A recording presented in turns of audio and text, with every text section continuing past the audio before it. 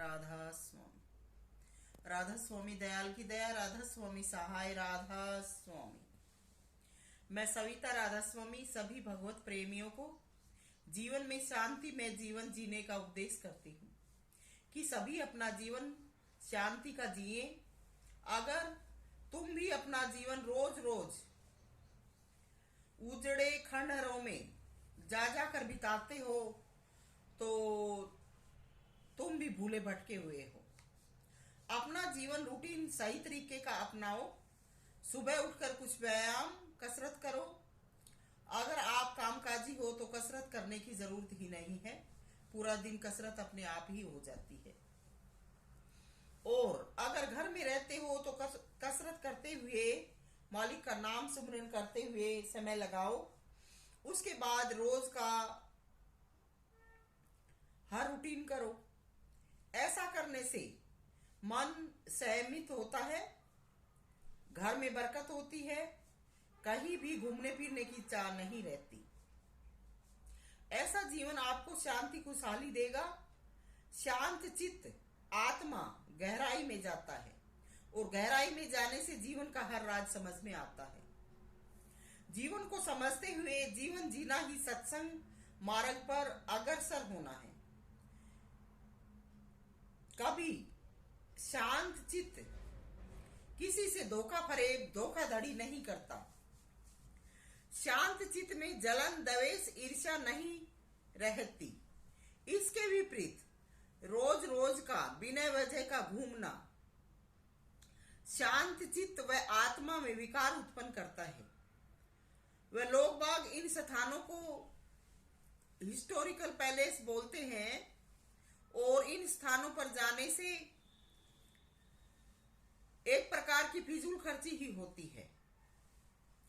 और जैसे ये जो हिस्टोरिकल पैलेस बताए जा रहे हैं, बनाए गए हैं, तो उन दिनों में जो इनके बनाने वाले थे उन्होंने उस वक्त की प्रजा को लूट लूट कर अपने ऐसे महल बनाए थे।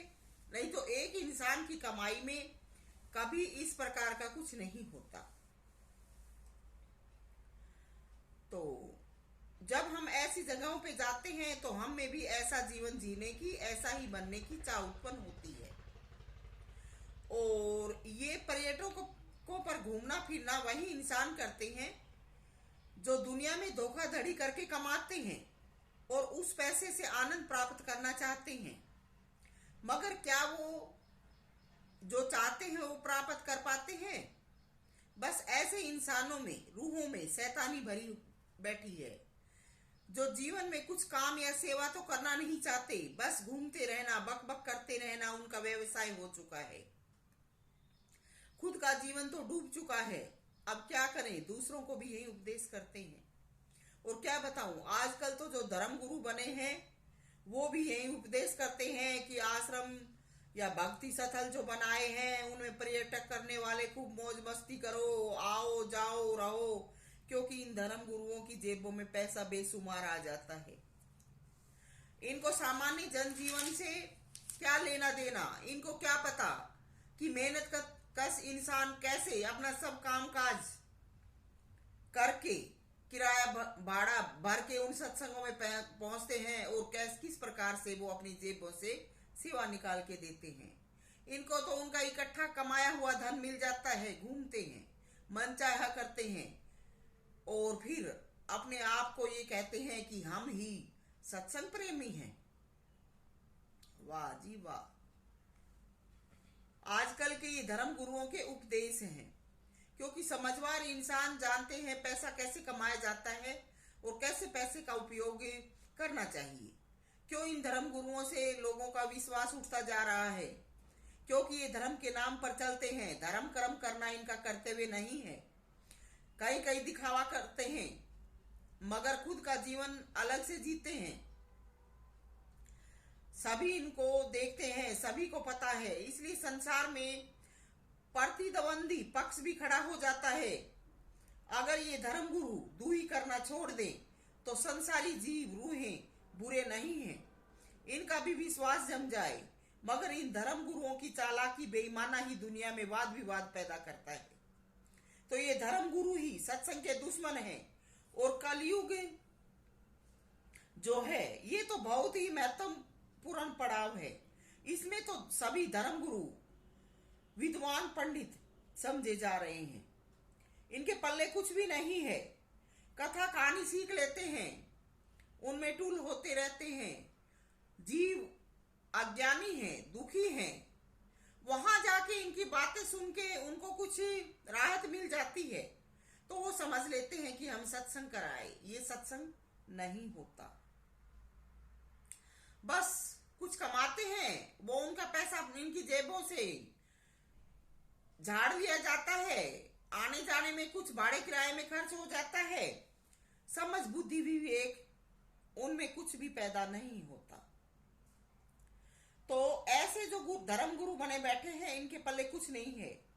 दुनिया को लूट लूट कर खाना इनका पैसा है। इसलिए रोज तीर्थों पर और अन्य स्थानों पर घूमते रहते हैं। मैं सविता राधा स्वामी ये कहती हूँ कि हमने जीवन में आज तक कोई तीर्थ, कोई पर्यटक नहीं किया, क्योंकि मेहनती जीवन जीते हैं, मेहनत करते हैं, मेहनत करके अपना घर चलाते हैं। अगर इस प्रकार की घर में फैसिलिटी न करें तो जीवन जीना आसान नहीं है, क्योंकि इस उम्र तक शरीर थक भी जाते हैं। इसलिए भी घर में फैसिलिटी करनी पड़ती है। दूसरे कुछ बचता है उसको सेवा में भी लगाते हैं और भविष्य के लिए भी, बच्चों के लिए भी सोचते हैं कि कुछ फाका मुट्ठी बचे तो आए मेहमान का भी गुजारा हो। तो ये निठल्ले घूमते हैं जो ऐसे ऐसे पर्यटकों को भेजाते हैं। महीना भर हफ्ता भर जा जा के घूमते हैं, होटलों में खाना खाते हैं। मैं ये कहती हूँ कि ये सत्संग नहीं होता। तो ऐसे जो धर्म गुरु बने बैठे हैं, इनके जाल से फंसे। मेहनत कस इंसानों का कोई जीवन नहीं है, लेकिन दूसरी तरफ जो अपनी सादी रहनी रहते हैं, अपना सादा जीवन रखते हैं, उनका अपना जीवन मेहनत कमाई से चलता है, तो उनका जीवन कुछ अलग है। मैं सविता राधा स्वामी कहती हूँ कि जीवन तो सभी जीते हैं, मगर सोच समझ कर जीवन जीना और मालिक को हमेशा याद करके जीवन जीना ही जीवन है। मालिक याद करने से पैसा तो नहीं आता है, पैसा तो मेहनत करने से आता है, मगर मालिक के भजन नाम सुमरण से दिल आत्मा शुद्ध व सात्विक होता है। और शुद्ध सात्विक जीवन ही सत्संग कहलाता है। घर में रहकर भक्ति करने से हमारे पास बड़े बड़े डेरे और हम मन महंत पंत और इन जैसे घुमक्कड़ तो नहीं बनते हैं, लेकिन हमारा जीवन शांत हो जाता है। और शांत जीवन ही एक अच्छा जीवन है। हम मेहनत ईमानदारी की कमाई खाने वाले ज्यादा कुछ नहीं कर सकते हैं, लेकिन जीवन में शांति पैदा करना भी एक बहुत बड़ी बात है। और परमात्मा की इस धरा पर शांति बनाए रखना भी बहुत बड़ा काम है, क्योंकि इस शांति बनाने में तो हमारा योगदान होगा। हम जो गरीब हैं वो और कुछ नहीं कर सकते, तो धरती पर अच्छा जीवन जीकर शांति बनाए रखे, ये भी प्रकृति में हमारी बहुत महत्वपूर्ण योगदान होगा। और प्रकृति में हमारी बहुत महत्वपूर्ण सराहना होगी। तो जितने भी धर्म गुरु बने बैठे हैं, झूठ कपट धोखा बेईमाना इनका कर्तव्य है। अपना जीवन ऐसा आराम का जीते हैं, घूम घूम कर एहसान दिखाते हैं कि हम जीव कल्याण करते हैं, बड़े बड़े घूमते हैं, हमें वहां पर ये दुख उठाना पड़ा। क्यों? किसने कहा था? क्या कौन कहता है घूमना जीवन है? तो ऐसे ऐसे जो गुरु हैं उनकी शिक्षा को कभी नहीं मानना चाहिए। ये जीवों को अपने पीछे भगा भगा कर मारना चाहते हैं। भगा भगा कर मारना, इन जीवन को उजाड़ना इनका सत्संग है। खुद जाते हैं आश्रमों में, जहां पर इनके आश्रम बने हैं, उन आश्रमों में इनके अच्छे अच्छे कमरे, कोठी, बंगले बने हैं, और जो इनके चमचे हैं उनको भी इनके साथ रहने का अच्छा मौका मिलता है। वहां जाकर जाते ही गाड़ियों से उतरकर अच्छे अच्छे गद्दों पर जाकर बैठना, आराम आराम करना, फिर अच्छा अच्छा अंदर बैठ के खाना खाना। आम जो पब्लिक संगत जनता जाती है वो बेचारी घरों के कामकाज से निपटकर कोई नहा भी पाता है, नहीं नहा पाता, कोई खाना भी खा पाता, नहीं खा पाता, जाते हैं। उनको 2-2 घंटा के भाई अभी गुरुदेव आराम फरमा रहे हैं। गुरुदेव के तो ऐसे ऐसे देही में रोग हो रहे से, आराम फरमा रहे से, और ये दिन रात चक्कर भी काटते दुनिया में, कमा कमा के इनके 10-5 हजार भी सेवा भी डाल रहे। इनको कोई आराम की जरूरत नहीं है। इनको आते ही कुछ तो सफर में बेचारे प्राइवेट व्हीकल साधनों से आते हैं, सफर में तंग होते हैं, टट्टी पेशाब करने की भी इनकी समुचित व्यवस्था नहीं होती है। लाइनों में लगकर ही पेशाब पानी के लिए नंबर आता है, और ये अपनी गाड़ियों में जाते हैं ऐसा आराम से। वहां जाकर भी इनके अच्छे अच्छे बेडरूम, अच्छे अच्छे गद्दे, नौकर चाकर, और आराम करते हैं। अनाउंसमेंट होती है, अभी तो गुरुदेव आराम फरमा रहे हैं, अपनी लाइन में खड़े रहो, कितने देर लगेगी, तो घुस दिखाते हैं कि क्या मतलब है, यहां से जाओ। आज के ये धर्म गुरु हैं क्या? दुनियादार बेचारे जो भगवान के भूखे और भगवान की भावना में जाते हैं, लाइनों में लगकर चक्कर खाकर गिरने लगते हैं, क्योंकि बीच बीच में फिर ऐसे ऐसे जो धर्म गुरु हैं उनकी सुंदरियां आती हैं, और वो उन लाइनों को खड़ा करके फिर बीच में उन सुंदरियों से बातचीत करके उनको खुश करते हैं, ताकि उनका भी उनसे आना जाना बना रहे। क्या तो किसी का कोई मरे, उजड़े, घर बर्बाद हो, इनको कोई मतलब नहीं। कोई कितना भी प्रेम का, भक्ति का भाव लिए खड़ा है, इनको कोई मतलब नहीं। बस इनके यार दोस्त, इनके मेल मुलाजा वाले, इनके व्यवहारिक ही वहां पर स्थान पाते हैं। भक्ति का कोई भी लावालेस नहीं है। बस इनके अपने रिश्ते नाते उनके सिवा, इनके संगठन के सिवा दूसरे जाते हैं तो उनकी जेबों में पैसा होना चाहिए। अच्छी सेवा, अच्छा पैसा देते हैं तो उनकी कुछ कदर करते हैं। जिस दिन जेब खाली दिखती है तो उस दिन उनको भगा भी दिया जाता है। ये आजकल की भक्ति है और ये आजकल के गुरु हैं। मैं आंखों देखा हाल वर्णन कर रही हूं। इनको किसी से क्या मतलब, किसी का कुछ होता रहे, कोई भी मतलब इनको नहीं है। कुछ दिखावे का दया प्रेम करते हैं ताकि लोगों का आना जाना इनके पास बना रहे और सेवा आती रहे और इनका जीवन अच्छा चलता रहे। इसलिए ऐसा करते हैं। बाकी जीवों का आगे क्या हाल होगा, आज क्या हालात है, किसी को कोई मतलब नहीं है। घंटे 2 घंटे की, 2-4 घंटे की बस अपनी मौज मस्ती करते हैं।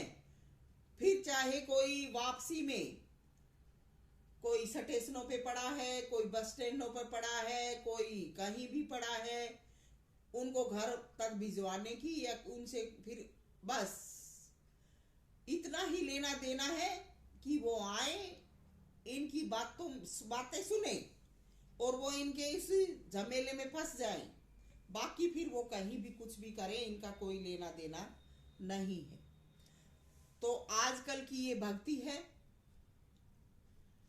क्या बताएं। एक और भी धर्म गुरु था, मैंने अपने कानों से उसको ऐसे कहते हुए सुना, पूरे हरियाणा का पैसा राजस्थान में जाके लगा दिया, अच्छा वहां पे आश्रम बन गया, अब लोग बाग भी देखते हैं, कुछ सियाने होते हैं, वो तो सब परख करते हैं, उनको पता लग जाता है। देखा कि इतना इतना सब कुछ बन गया तो कहने लगे कि भाई ये तो तुम्हारे लिए बहुत ही अच्छा आश्रम बना दिया, कितना भी घूमने आओ फिरने आओ।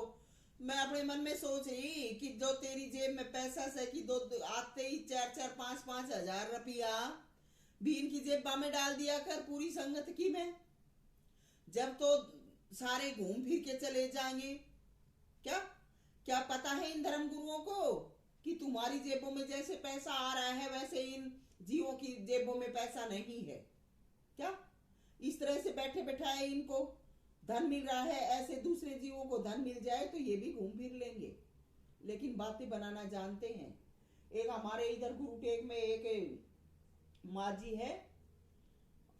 एक दिन हम पार्क में बैठे थे तो बातचीत हर प्रकार की चल जाती है, गुरुओं पर, कभी किसी भजन पर, कभी किसी समाज दुनिया पर भी बातें चल जाती हैं।